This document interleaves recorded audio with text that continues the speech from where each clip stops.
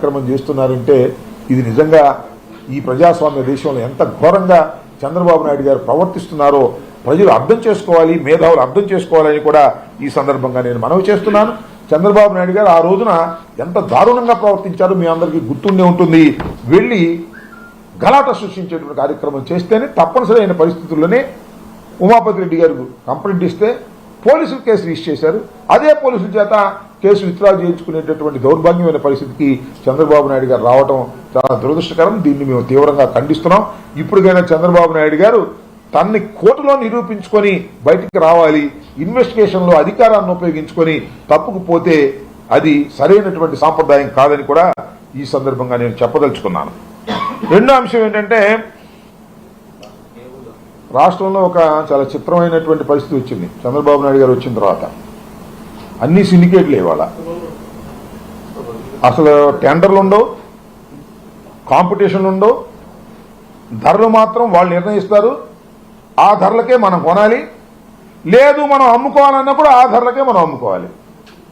ఇలాంటి ఒక కొత్త పద్ధతిని చంద్రబాబు నాయుడు గారు తీసుకొచ్చారు. సరే, అది ఆయన పాత పద్ధతులు ఇంటివరకు 2014 to 19 వరకు చేసినప్పుడు కూడా ఇదే పద్ధతిలో ఆయన చేశారు.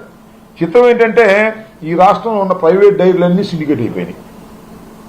ఒక్కసారి పాల ఉత్పత్తి ధరలు పెరిగిపోయాయి, రైతుల దగ్గర నుంచి కొనేటటువంటి పాల సేకరణ ధర ఏమో తగ్గిపోయింది. ఇది ఒక సిండికేట్.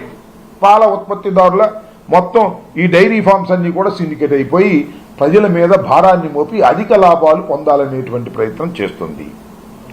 అంతేకాకుండా ఇక ఎడ్యుకేషన్ సంస్థల్లో చూస్తాం, కాలేజీలన్నీ కూడా మొత్తం సిండికేట్ అయిపోయాయి. ఫీజులు ఒకసారిగా పెరిగిపోయాయి.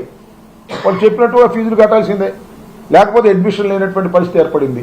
కాలేజీలన్నీ కూడా సిండికేట్లు అయిపోయాయి. ఇక కాన్నంటూ ఏమీ లేదు. ఇక ఇవాళ చూస్తే ఫీజులు పెరిగిపోయాయి, అమ్మఒడి లేదు, తల్లికి వందనం లేదు, అవి మాత్రం ఎగ్గొట్టేశారు. కేబుల్ ఆపరేటర్లు కూడా సిండికేటు.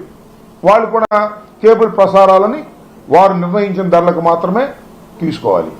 ఇది ఎలా అనిపిస్తుందంటే చంద్రబాబు నాయుడు గారు చాలా సందర్భాల్లో చెప్పాడు ఎన్నికల సమయంలో, సంపద సృష్టిస్తున్నాడు. సంపద ఎవరు సృష్టిస్తున్నాడంటే ఎల్లో మీడియా వారికి లేదా ఎల్లో వ్యాపారస్తులకి వీళ్ళందరినీ సిండికేట్ చేసి వారికి సంపద సృష్టించేటటువంటి కార్యక్రమాన్ని ఇవాళ నారా చంద్రబాబు నాయుడు గారు ముఖ్యమంత్రి హోదాలో ఈ కార్యక్రమాలు చేయటం చాలా దురదృష్టకరంగా ఇవాళ నేను భావిస్తా ఉన్నా. ఇకపోతే కొత్త పాలసీ వచ్చిందిగా, మీరు చూశారుగా, మద్యం. ఇంతకుముందు రిటైల్ షాపులన్నీ కూడా రాష్ట్ర ప్రభుత్వమే రిటైల్ షాపులు పెట్టి ఫిక్స్డ్ రేట్స్ పెట్టి ఫిక్స్డ్ టైమింగ్స్ పెట్టి దానిలో కొంతమందికి ఉపాధి కల్పించి తద్వారా లిక్కర్ అమ్మేటటువంటి కార్యక్రమం చేసే అవుట్లెట్స్ అన్నీ కూడా, రిటైల్ అవుట్లెట్స్ అన్నీ కూడా సక్సెస్ఫుల్గా జరిగాయి. ప్రభుత్వానికి కూడా ఆదాయం వచ్చింది. వాల్యూమ్స్ ఆఫ్ ది లిక్కర్ వాడకం తగ్గింది. అంటే వాడకం తగ్గింది అంటే కన్సంప్షన్ తగ్గింది. అంటే తాగే వాళ్ళు తాగనంత, ఇటువరకు అంత విచ్చలు